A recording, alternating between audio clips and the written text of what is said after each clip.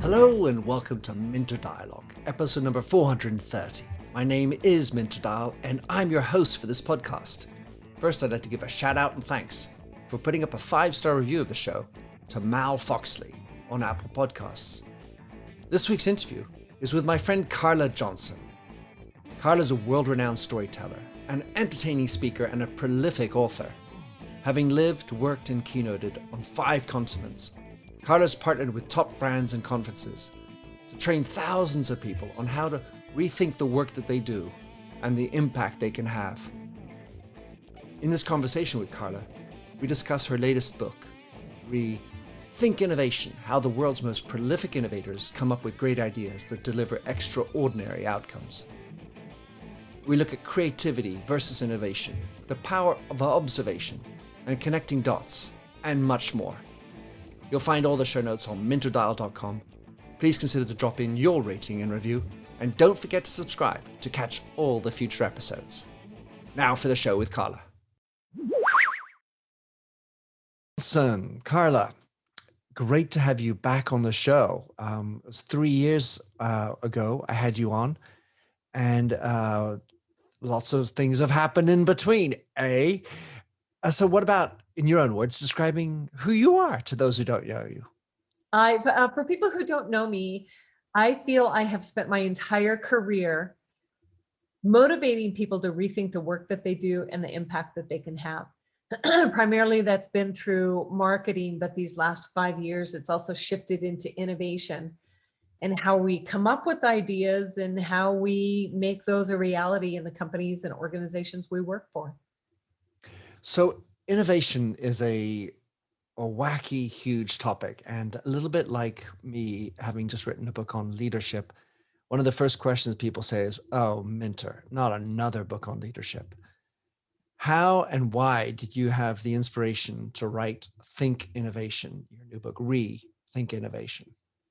You know, one of the things that I've had happen to me, especially in the last 5 years after Robert Rose and I wrote the book, Experiences, the 7th Era of Marketing, about how to create story-driven experiences, is that people would say, I love all this, I think it's great, but the thing I still struggle with is how to come up with ideas. How do I do something that's actually different, unique, stands out, and doesn't feel just like a copycat of somebody else's, or, really is something that moves the needle compared to what we've done before, so people pay attention. And I always found that such an odd thing to ask, because I think you and I are very similar in that we never have a shortage of ideas and things that we want to do. And what I realized is that the natural thought process that people like you and I go through isn't something that everybody understands or, has at their beck and call just when they need it. And so the purpose of the book and why I researched and wrote it is because I wanted to answer this one question. Is the ability to consistently come up with great ideas that have an impact something that can be learned? And the answer is yes. And that's why we have this book. But I think one of the big cliches of the word innovation is that it has to be expensive, it has to be complicated, it has to be time consuming. And really what I found out in interviewing these hundreds of innovators is they all follow a really simple 5-step process to come up with great ideas, most of the time on demand, under pressure, without the luxury of sitting on a mountaintop and ideating, that really does have a big impact. And they follow this process, they just don't realize it. And so that's what I do in this book, is take this process that they all follow, explain it, break it down in great detail. And it's now something that anybody can learn how to do. And what it actually does, Minter, is take us back to how we naturally thought as a child. The idea that why, Daddy, does such and such a thing exist, or what's this, Mom? Exactly, because those questions that kids are asking is in their mind, they're wanting context for how to connect the dots about why things work. And, one of the most famous quotes, I think, on innovation or creativity is Steve Jobs about, if you ask great people how they come up with the idea and they say, well, I don't know, it just happened. But you look in hindsight and it was about connecting the dots. And connecting the dots is something that kids do so naturally. And that's why they ask so many why questions, is because they're not old enough yet. Their little brains haven't formed enough to be able to connect those dots naturally. And so they're wanting help from people who they assume are dot connectors and can give them context. And when they start to ask these questions and we shut them down, what we're actually doing is teaching that natural ability to connect dots and come up with ideas out of them. We're teaching it out of them. We go into educational system that also, supports the non-questioner, because it's hard to teach and, herd a whole classroom full of students that are constantly asking why. And then we go into university that's, much more structured, and you're the student, I'm the teacher, and it's more one-way communication. And then we get into the corporate environment. And often what's rewarded there is conformity, not inquisition. Yeah, safety first, almost. Exactly. Safety and efficiency. So I just had a fun conversation with my wife about small talk, and some people seem to have a knack for small talk, and she was saying, "Well, I don't have that." I said, "Well, can't you learn it?" And I wondered about that. I still wonder about that. So, but going to the point of innovation, for the people who have a knack for innovation, in air quotation marks, you've made it more explicit, this formula. The one thing which I still find hard to teach, if you will, or formulaically understand, is how to connect dots.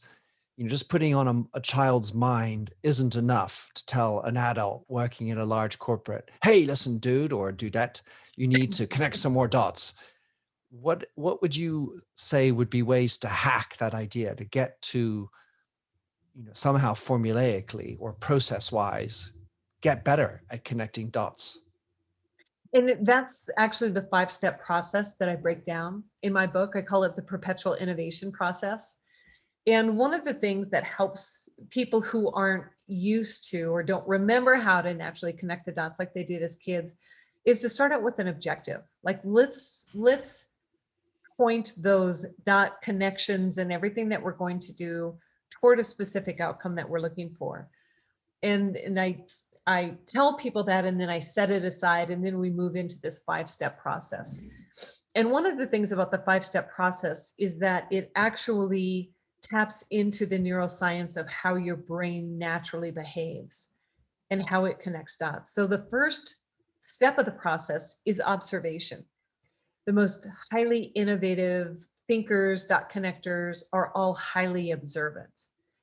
And we discount a lot of that observation because we're busy, we have things to do, it's time consuming, it seems, it kind of seems ridiculous, but it's the simplicity of really honing your observation skills that kicks this all off. Because if you're going to connect the dots and come up with these ideas, you have to have a lot of dots to connect. And the more experiences that you have, and the more observations that you do, and the more that you are self-aware of what's going on around you and the responses that you have to all of these situations, there's more dots that you connect. And the second, so that's the first step, is to become a true and conscious observer of the world around you. The next step is to distill what you've observed into something that has patterns, because your brain is always looking for context. And it's interesting when I have people keep an observation journal of all of these things they observe. And like, for instance, I'll sit in an airport for an hour, waiting for somebody to arrive, and just write all of these things down. And the more you observe, the more detail you start to observe. And so as you move from observation into distill, what happens is that because you have all of these things that you've observed, your brain has a lot of material to work with to connect the dots into patterns. And most of the time, those patterns are really nonsensical. It's like one of the examples that I talk about is sitting in a coffee shop. And one of the patterns that came to mind was just icky things. It was poopy diapers, it was burnt coffee, it was, trash on the floor and things like that. And it may seem like it doesn't have any rhyme or reason, but again, your brain's going to go where your brain's going to go and let it do that. Now, the third step of the process is understanding how to relate the pattern that you distilled into the work that you do. And that's where if you start to think of your work as in, take the example of icky things, and it could be something as simple as how might we be delivering icky experiences, icky communication, icky whatever it is, without even realizing it. And that right there jogs your mind through a pattern interrupt, because those aren't questions that teams typically ask about the work that they do. And then you move into the fourth step, which is actually generating the ideas. And the generation comes from understanding how to start to answer that question. How might we be doing icky things and not realize it? And looking at solving that problem. And that's where a fresh perspective on the ideas that you generate start to come about. And so you don't end up just copying and pasting what another brand is doing. You don't end up just taking something that you've always done and redressing it, and essentially it's the same thing. And then from generate, you have to move into pitch. And it doesn't matter how great the idea is, a bad pitch kills great ideas. And when we're looking to instill context into the mind of the person that we're pitching the idea to, whether that's a teammate, whether that's a boss, whether it's a client, whoever it could be, is that we need to be able to, again, connect the dots for where we had inspiration for this idea, what this idea means, going back to distilling it into patterns, relating it into the work that we're doing, how it inspired this idea. Because a pitch is really a story of the journey of an idea. And as long as people have context for how all of these dots connect, all of a sudden something, ridiculous and seemingly completely unrelated to your company or the work that you're doing has complete relevance. But what typically happens in a company when we need a new idea is that, we all get together on a Zoom call or in a conference room and we start brainstorming ideas. But what typically happens is that we say, everybody throw out your ideas because there's no such thing as a bad idea. And I know you and I have all seen some really horrible ideas that Oh, come out. yes. Yeah, and it sucks the life out of people. And the work that comes out isn't inspired. It's not different. Nobody believes it's actually going to, happen or change anything. And so there's no enthusiasm or passion around the idea that's pitched. But when you get to the generate process, but you've front end loaded it by being more observant to the world around you, distilling it into patterns and relating those patterns into the work that you do, then the whole mindset that you have when you get to the generate state is completely different. And that ends up bringing about more ideas that are better quality ideas, so that when you go to pitch an idea, you have much better material from which to choose. And should that first idea that you pitched not fall through or, not move forward, you have a great portfolio of other ideas right there at the ready to work on. So I liked how you described that, and it kind of pulls together for an individual this notion of driving it. And of course, in your book, amongst other things, which made me laugh, certainly internally, were those examples of those shitty types of situations, bosses that kill creativity, and the horribleness of the corporate structure.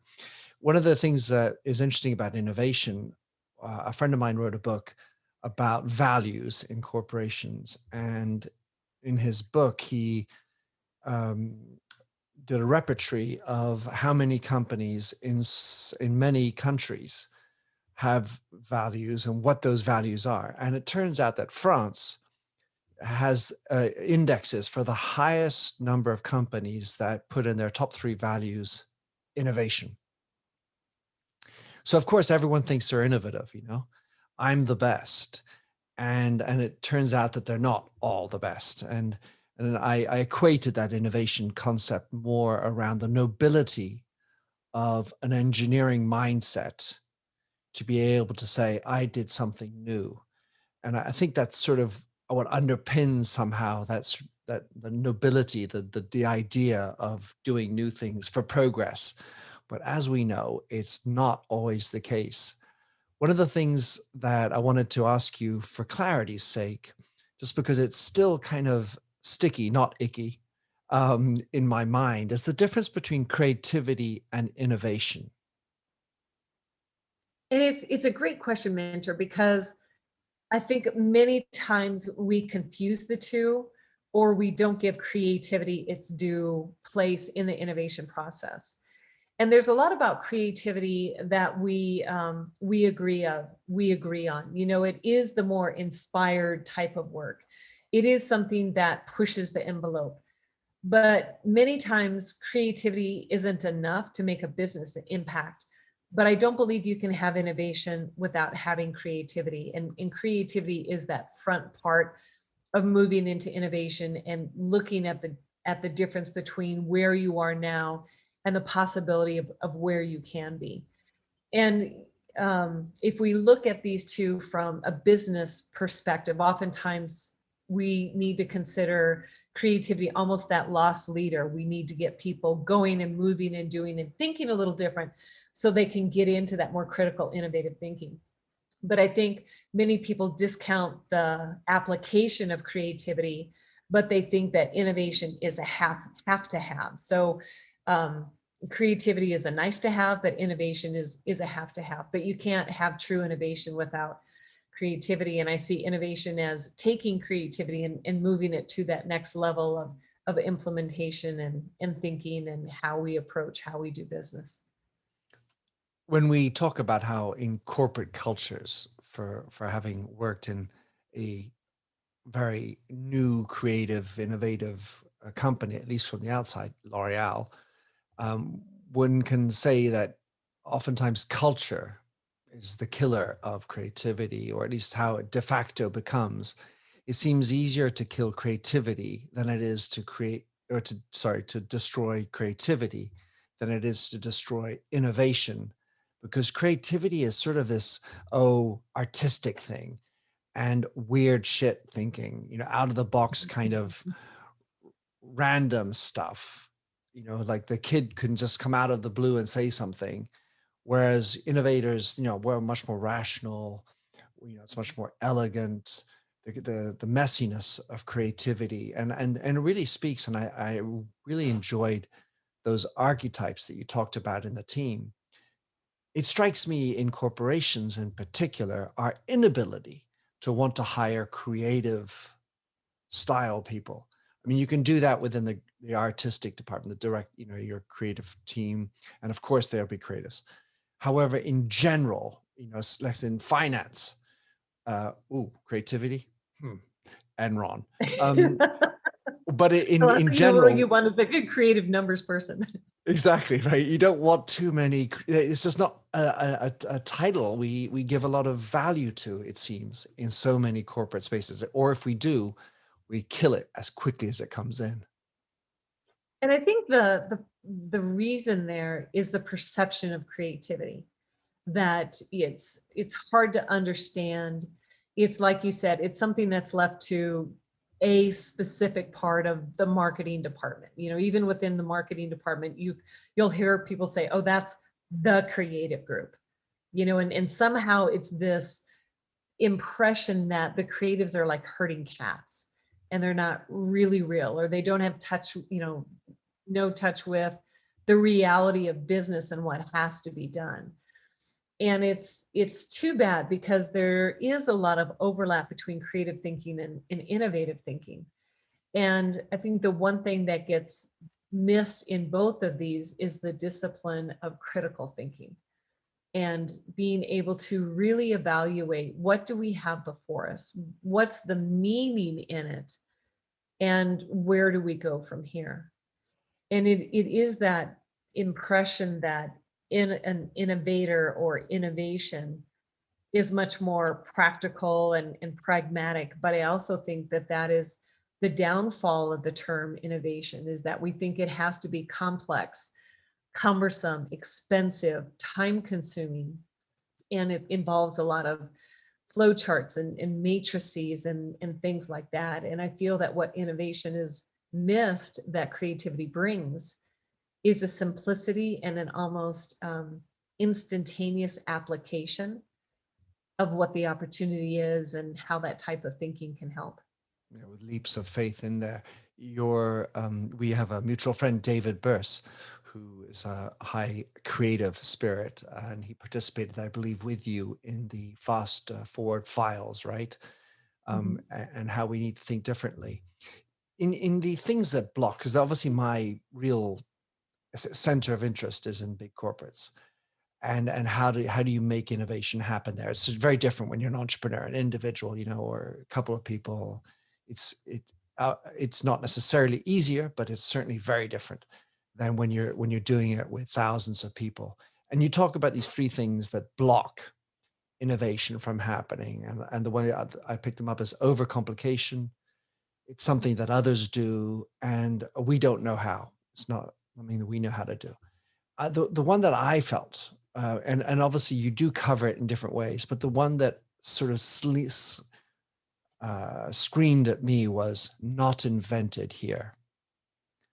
And in my lifetime in corporate, within the company, if the boss didn't invent it, or the department or the other subsidiary doesn't feel that they own it, there's always a rejection component to it, much less if it comes from another country. Well, what do they know about my business? That's so true. And that mindset that's triggered about, you know, that wasn't invented here. That's not how we do things here. That's not what we sell. That's all of these excuses. It's something that I call brand detachment disorder. And brand detachment disorder is this tendency to dismiss the relevancy of another product, another experience, another idea, because companies and the people who lead them think that what they sell is different or unique. And I know that you've seen that over and over again. And that's where we get to things like, that's not how we do things here. Or, like you said, what do they know about our business? But what I found in the research is that the successful innovators are able to look at this other situation and understand the essence behind what made it successful, and then transplant that into their own work. For example, the BMW iDrive system, they took inspiration from a video game. Now those are pretty different industries, video game and high performance vehicles, but yet they were able to observe what worked in the video industry, distill it into a pattern, relate those patterns into their own work, and then start generating ideas that they pitched in this situation were very successful. McDonald's did the same thing with their drive-through layout. They patterned it after a Formula One pit stop. And there's lots of examples of situations like this. And I think when corporate cultures aren't curious enough to start to look into these other successful examples or ideas and understand what they can learn from them, that's when they start to create a gap between where they are and the opportunity that's there. And the larger that gap is between where they are and the opportunity that's there, the greater the opportunity for somebody else to come in and disrupt them. And we've seen this in a lot of different industries. I mean, I think Uber and the taxi industry is probably one of the most prevalent. They said things like apps that doesn't apply to us. That's not what we do. Smartphones, anything on demand. And so in all of these different examples, that taxis absolutely had the chance to take advantage of and observe what was going on, distill it into patterns, relate those patterns in their work, and come up with new ideas. They missed the opportunity, and that's what happened. And it's the opportunity is in that gap between where companies are and where the opportunity starts to lie. And what happens when companies don't take advantage of those things and say things like that wasn't invented here, it's outside of our industry, it's not how we do things, is that they really expose their underbelly to a lot of risk. And I think we've seen that with companies in this last year who previously said digital transformation isn't a big priority. It's not what our industry does. That's not how we deliver things. That's not how we sell, and all of those other excuses. Yet here we are. And for some companies who have been struggling to try and get a foot going forward on digital transformation for the last 5 years, all of a sudden we're able to do it in 5 weeks.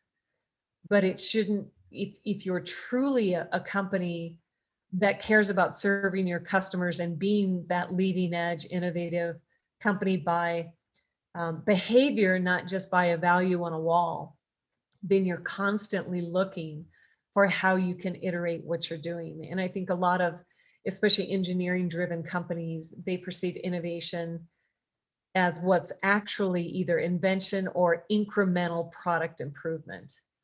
And those are very different from true innovation that's infused as a mindset throughout the entire culture of a company. Yeah, at L'Oreal, we used to pride ourselves in being able to come up with a new way of saying new.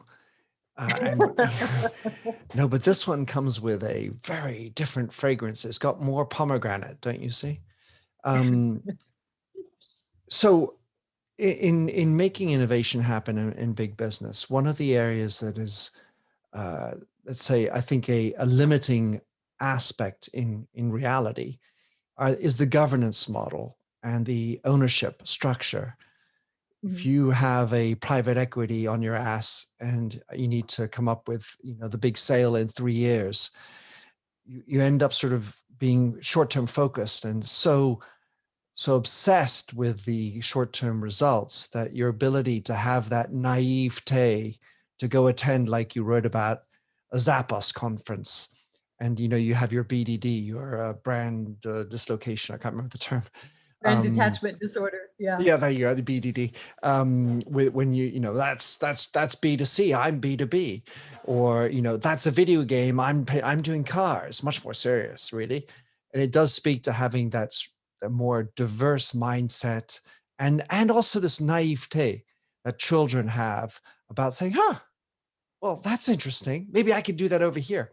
But bringing that translation in there, it does taking, I mean, aside from the skill, the mindset, it does take a little bit of time to digest, find those patterns and do that. So I was wondering, and I just want to add one more thing you talk about in your book about this chap, Ben Coleman, who was in the Navy. And you write how he felt the need to move to McKinsey because he didn't have the freedom to do what he wanted to do in the Navy. And I was wondering what your relationship or the way the voice inside Carla Johnson's mind that talks about freedom and innovation. For me, the ability to, I guess, to think about freedom within innovation is to have that space for trial and error. And I think that was what made Ben so successful when he was in that particular area of the Navy, is that he reported to someone who said, let's trial things. And his superior officer at the time said, if it doesn't work out, we don't lose anything. We're not, we don't have tremendous money, or, we're not under a national threat or things like this. He said, so try these things. If it works out, great. If it doesn't, we just move on and try something else. And I think many times what holds back that freedom in innovation is that the people we're reporting to or waiting for permission to move forward with something are looking for it with great efficiency and absolute effectiveness. And you can't have efficiency and innovation at the same time because they're just counterproductive. You need to have the space and the freedom to be inefficient with ideas in order to test them. And I believe what works so well with Ben is that he had that space and that freedom. And he went and collected this group of as he called them, like black sheep thinkers, or people who were lone wolves, and a little bit of the troublemakers. And that was one of the reasons that I got into the archetypes of innovators, is because we have this perception of what an innovator can be. And in his situation, he was specifically looking for people that I define as provocateurs, people who are always pushing the status quo and always saying, why do we do this? How come we can't do it better? And those sorts of things. And I think in a culture like the Navy, and you want to make change, you need to really seek out those kind of people. But I think in other environments, sometimes the freedom comes from having the ability to tell a story of change and to connect the dots between what you've always done in the past, the future that you want to go to, and how an idea bridges that gap in between. And with freedom also comes the ability to look at an idea or a potential for an innovative idea from many different perspectives. And when you start to facilitate those conversations between the different kind of innovators, the provocateurs who are always pushing the status quo, the strategists who know how to develop a strategy, plan and execute it, the culture shapers who can tell the story of change, the psychologists who have empathy for the people who will be essentially consumers of the idea, and the collaborators who know how to build those relationships across teams, and the orchestrators who are those very savvy political type people within a company. When you have a team that understands the need for all of these different natural abilities, it gives you a lot of freedom, because you're able to navigate those waters within an organization and understand how to counteract some of those natural barriers, those default responses, like, that's not how we do things here. We don't have the time, we don't have the money, and especially under pressure. If you are able to tell the story of a need and a benefit, then you're going to start to get traction for that idea. And the more that others are able to contribute to an idea, the greater ownership that they have, and a feeling of having skin in the game, and they want to see that idea succeed. Yeah, like the not invented here thing dissipates when they feel like they own it. When I was listening to you, or obviously reading the book as well, and thinking about these archetypes, I have natural proclivities. We all have some areas of strength and some less good. And I was thinking, which one is actually the hardest? And certainly the idea of the politically savvy one is a difficult one. If you don't have that within you as a style, you're not going to invent it quickly. And the integrators, the collaborators, that's a sort of more of a social style. I kept on getting fixated on this storytelling idea, the people who can pitch the idea, because at some level you come up with the greatest idea, but you don't present it in the right context. You don't swoon people with the appeal of this mega thought, this big jump. That storytelling component can be fatal if you don't have it when you're trying to propose it and seduce more people to want to own it.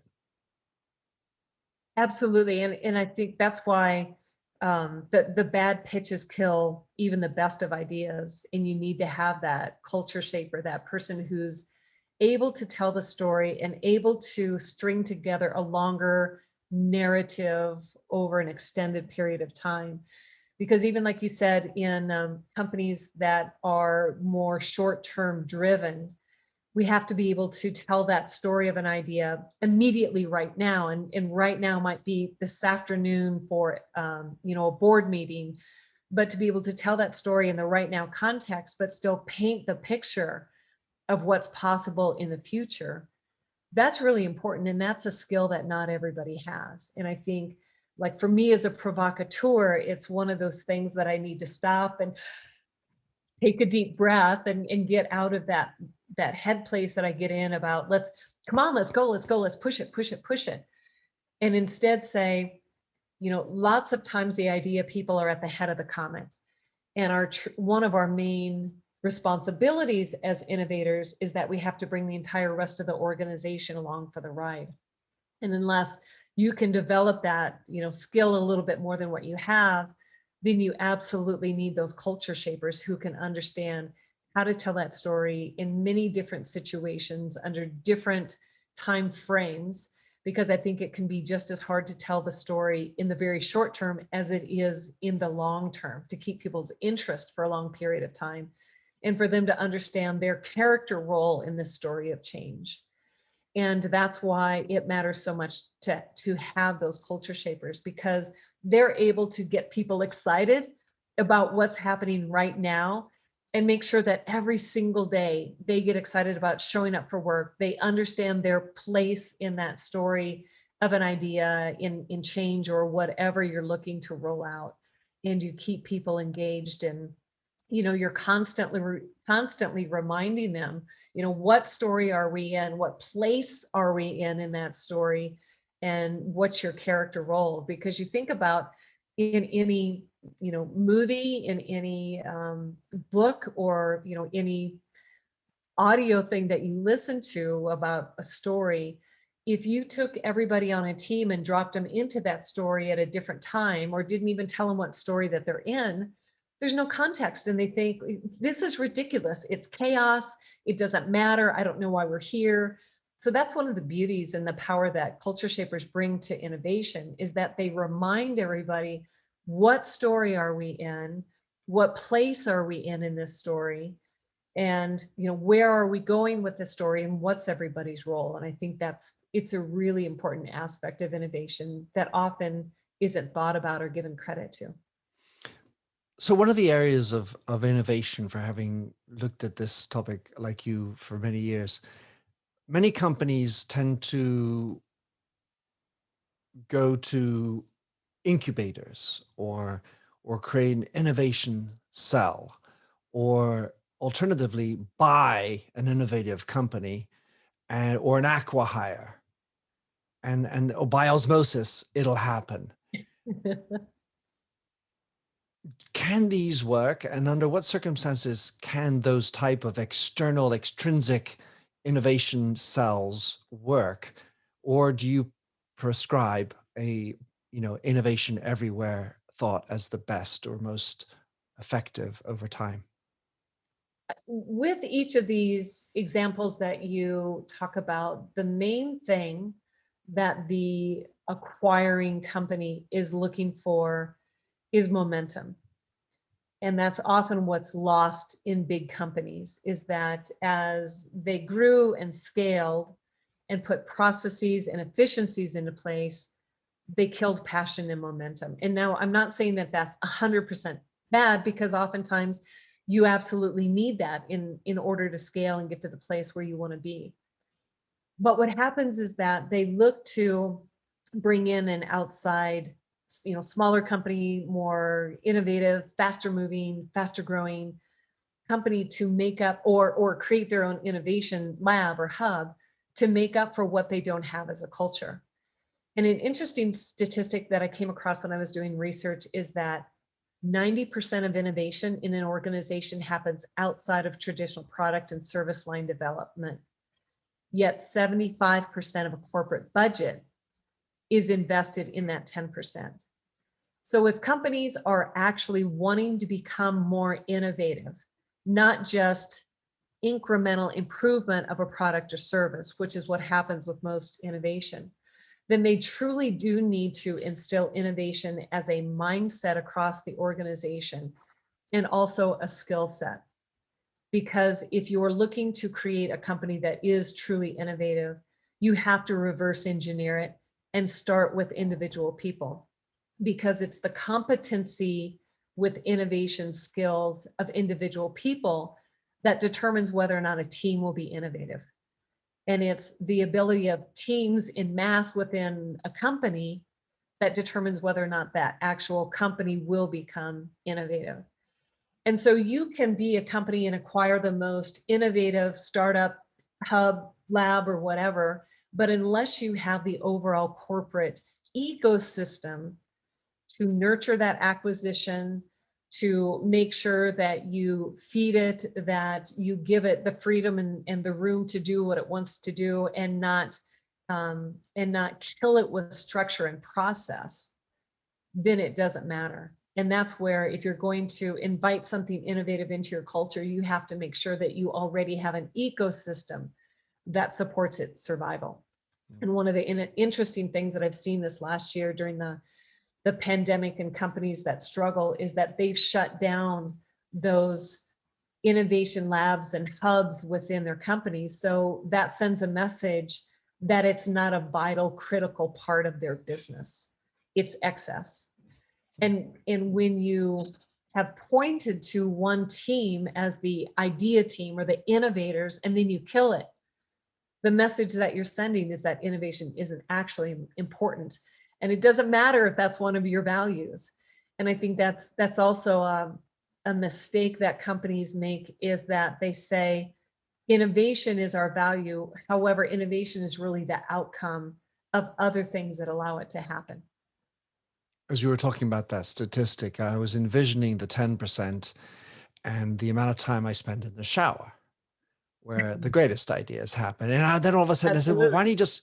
why don't we just invest in everybody should have a shower on site at work?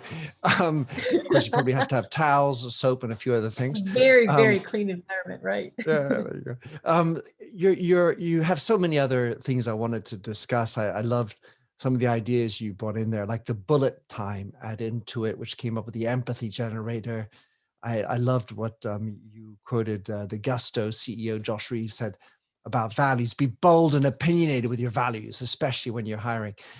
The last thing I do want to talk about, though, is about purpose. You spend a good amount of time talking about purpose.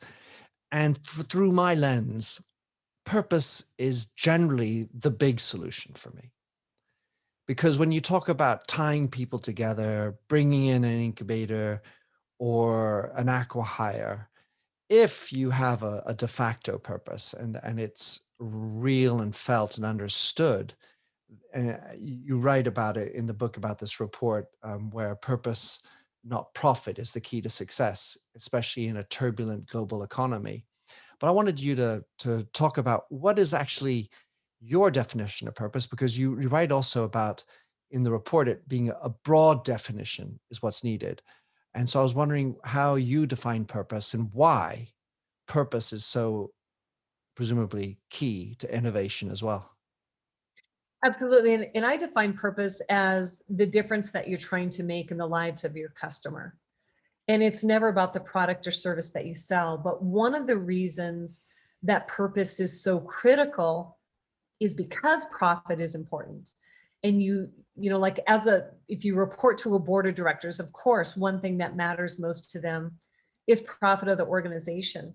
And if we're looking at how do we make sure that everybody is engaged and contributing to the company, we see research from companies like Gallup that says the level of emotional disengagement of employees across the board just in the US is costing companies 400 to 500 billion with a B, $billion a year. And it's because they show up every day and they don't have a reason for being there beyond I'm processing payables, I'm connecting people's networks, I'm working on this campaign.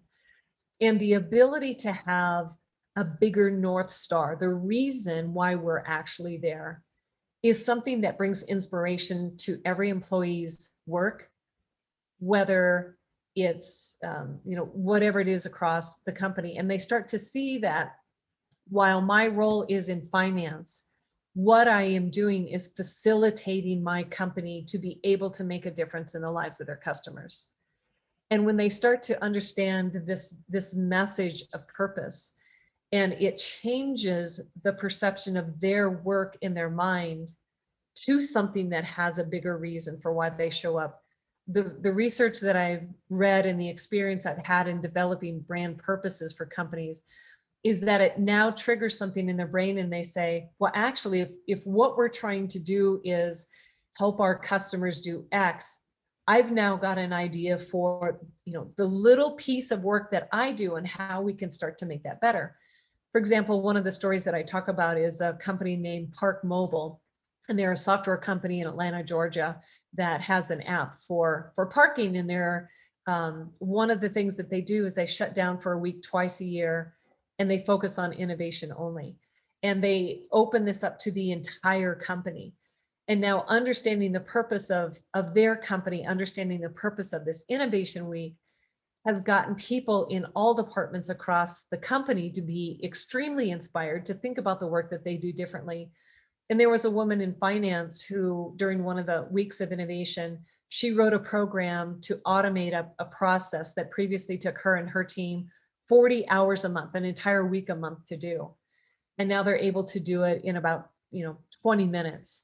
So she saved 39 hours and 40 minutes. And that doesn't mean you need fewer people. It means you have freed people up from monotonous work so that they can now contribute in more strategic ways toward the way that their company makes a difference in the lives of their customers, to contribute to the work and the bigger picture and the impact that they're trying to have. And I think without purpose, what you have is a lot of disconnected departments, and even within those departments, you have people with fragmented priorities. But with purpose, you're able to lower the walls between silos because everybody is working toward that same outcome. And that when you have everybody marching in the same direction toward the same outcome, you start to create an incredibly powerful organization. Oh, I love it. So Carla, there are so many things in the book which we didn't get a chance to touch on, but that's why people have to go get it. The other one I wanted to give a shout out to was the internal trade show that you talked about at PayPal. There are lots of great ideas in the book. How can somebody, of course, get this book, other books, follow you, track you down, connect with you? What would be your preferred way, Carla? If you go to my website, Carla with a C Johnson.co, there's no M. That's you mean like Colorado. Exactly, CO for Colorado. That's the hub of where everything is, and you can see all of the books that I've written. You can also sign up for my weekly newsletter that focuses on innovation and everything that you and I have talked about today, Mentor. I always like when people share the episodes on LinkedIn or someplace else and give us a shout out. And I always love it when people reach out and connect with me on LinkedIn as well. All right, beautiful. Thank you very much, Carla. Good luck on your mission to get 1 million people to become innovative thinkers by 2025. Carla Johnson, thanks, and see you soon, I hope. I have been delighted to be here, Mentor. Thank you so much. Thanks for having listened to this recording of the Minter Dialogue Show. You'll find the show notes and other blog posts on minterdial.com. If you enjoyed the show, please head over to iTunes to give a rating and review. And to finish, here's a song I wrote with Stephanie Singer, A Convinced Man.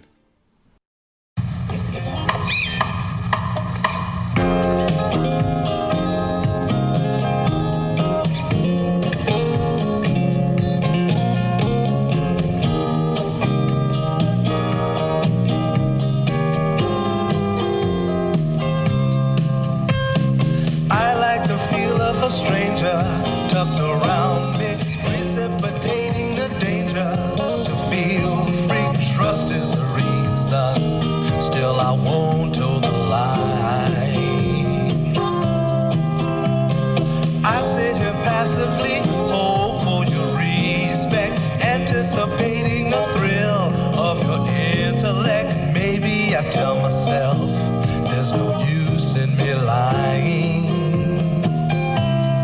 I'm a convinced man, building an urge. I'm a convinced man, to live and die submerged. A convinced man, in the arms of a woman. I'm a convinced man, challenge my fate. I'm a convinced man, competition's innate. A convinced man, in the arms of a woman. Despise revenges and struggle to see. Live for the challenge so life's not incomplete. What's wrong with challenge? I know soon we all die.